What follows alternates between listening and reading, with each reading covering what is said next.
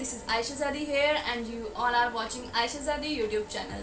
So आज की इस वीडियो में हम सीखने वाले हैं कंजक्शंस। तो सबसे पहले हम जान लेते हैं कंजक्शन होता क्या है। कंजक्शन एक ऐसा वर्ड है जो कि जॉइनिंग का काम करता है किसी भी वर्ड या फिर सेंटेंसेस, फ्रेजेस, क्लोजेस के बीच में।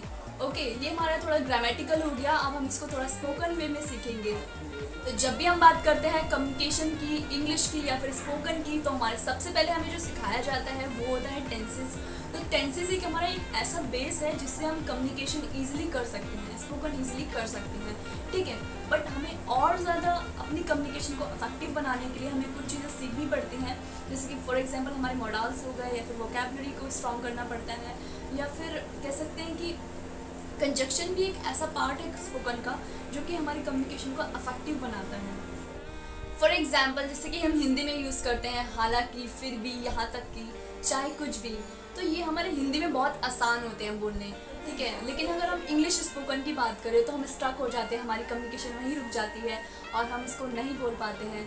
तो हम इसी चीज़ को इस वीडियो में सीखने वाले हैं और हम अपनी इंग्लिश को थोड़ा सा इफेक्टिव बनाने वाले हैं कंजक्शन के यूज से। So without wasting any time, let's come to the point.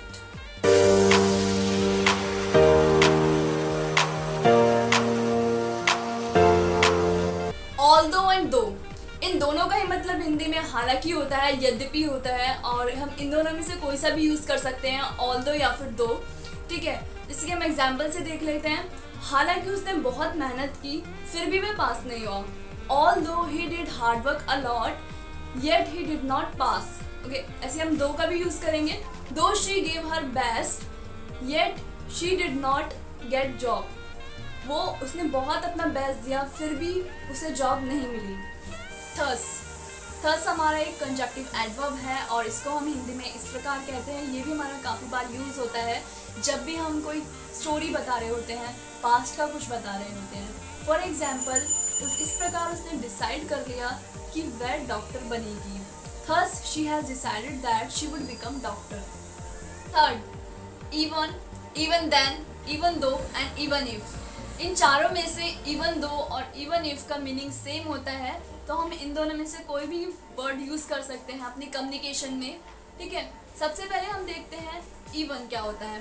Even होता है हमारा यहाँ तक कि, जैसे कि रोहन ने रिया से शादी की, यहाँ तक कि वो उसे पसंद भी नहीं करता था।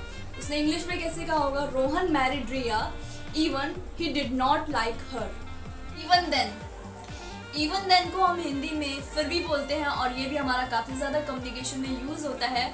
और जैसे कि श्रेया अपनी फैमिली को नहीं छोड़ना चाहती थी फिर भी वह भाग गई। Shreya did not want to leave her family even then she eloped. Eloped मतलब घर से भाग जाना होता है, यंगस्टर जैसे भाग जाते हैं घर से, सो इट्स रॉन्ग। बाकी हम एक और एग्जांपल देखते हैं इसका। जैसे कि मैंने बहुत ट्राई किया लेकिन फिर भी उसने नहीं सुना। I tried a lot even then she did not listen. Even though हमारा भले ही होता है, जैसे कि हम यूज़ करते हैं मैं वहाँ जाऊँगी भले ही बारिश हो रही हो। I will go there even though it's raining. Even if भी हमारा भले ही होता है और इसको भी हम even though की जगह पे यूज़ कर सकते हैं। ये दोनों का मीनिंग सेम होता है। rather than, रादर हमारा बल्कि होता है हिंदी में, बल्कि। जैसे कि मैंने उससे बात की बल्कि मैं तो उससे कभी मिली भी नहीं थी। I talked her rather I had never met her. Rather than हमारा बजाय होता है हिंदी में। जैसे कि एक लड़की खड़ी थी, वो बेचारी फ्लोर पर गिर गई और वहाँ पे एक लड़का था, उसने क्या किया, उसकी हेल्प करने की बजाय उस पर हंसा। तो इसको हम इंग्लिश में कैसे करेंगे, when she fell down on floor he laughed rather than help her. वो हेल्प करने की बजाय उसने हंसा। अनलेस को हम हिंदी में जब तक कहते हैं। और जैसे कि इसको हम यूज़ करते हैं थोड़ा सा, मान लो कोई टीचर है और एक स्टूडेंट है, उनके बीच में थोड़ा सा हॉट एक्सचेंज हो गया है, जिसकी वजह से टीचर ने ना स्टूडेंट को एक बहुत तेज़ थप्पड़ मारा और उसका पूरा गाल लाल हो गया स्टूडेंट का। तो टीचर कह रही है मैं तुम्हें नहीं पढ़ाऊँगी जब तक तुम मुझे माफ़ नहीं कर दोगे। तो इसको हम इंग्लिश में कैसे कहेंगे, I will not teach you unless you forgive me. Moreover को हिंदी में हम और तो और या फिर अतिरिक्त बोलते हैं। जैसे कि महक ने एक स्कूटी खरीदी और तो और एक कार भी खरीदी। इसको हम इंग्लिश में कैसे कहेंगे? महक purchase a scooty, moreover she purchase a car. That's why हमारे स्पोकन में इसलिए के लिए यूज किया जाता है। फॉर एग्जाम्पल, वो मेरे साथ मिसबिहेव कर रही थी, इसलिए मैंने उसे थप्पड़ मार दिया। She was misbehaving with me, that's why I slapped her. So that हमारा हिंदी में ताकि होता है। जैसे कि मैंने इंग्लिश सीखी ताकि मैं एक अच्छी इंग्लिश स्पीकर बन सकूं। इसको हम इंग्लिश में कहेंगे I learn English so that I can be a good speaker. Ever since हमारा जब से या फिर तभी से होता है। फॉर एग्जाम्पल, जब से हम लड़े तब से हम दुश्मन बन गए। Ever since we fought we became foe. Foe हम एनिमी को कहते हैं, दुश्मन को कहते हैं, ठीक है। और एक और एग्जाम्पल ले लेते हैं, जब से हम मिले हम दोस्त हैं। Ever since we met we are friends. Whereas हमारा जबकि होता है और इसको हम यूज़ कैसे करेंगे? जैसे कि उसकी मम्मी एक डॉक्टर है जबकि वो एक टीचर है। Her mother is a doctor, whereas she is a teacher. WH connectors means जो भी हमारी WH फैमिली होती है, what, why, where, when, who, ये सब भी हमारे कनेक्टर का काम करते हैं। और ये सिर्फ क्वेश्चनिंग के लिए नहीं होते हैं, ये हमारे कंजक्शन या फिर कनेक्टर्स के तौर पे भी यूज़ किए जाते हैं। फॉर एग्जाम्पल, आपको एग्जाम्पल से पता चल जाएगा कि यहाँ पे हमने कनेक्टर के तौर पे यूज़ किया है। यहाँ पे कोई क्वेश्चन नहीं पूछा है, यहाँ पे कनेक्टर है। जैसे कि मुझे पता है कि वो कौन है, मुझे पता है कि वो कौन है, इसको हम इंग्लिश में कैसे कहेंगे? I know who she is. ठीक है, इसमें मैंने कोई क्वेश्चन नहीं पूछा, यहाँ पे सिर्फ एक कंजक्शन के तौर पे मैंने इसको यूज़ किया है। और जैसे मुझे पता है वह क्यों अपसेट थी, I know why she was upset.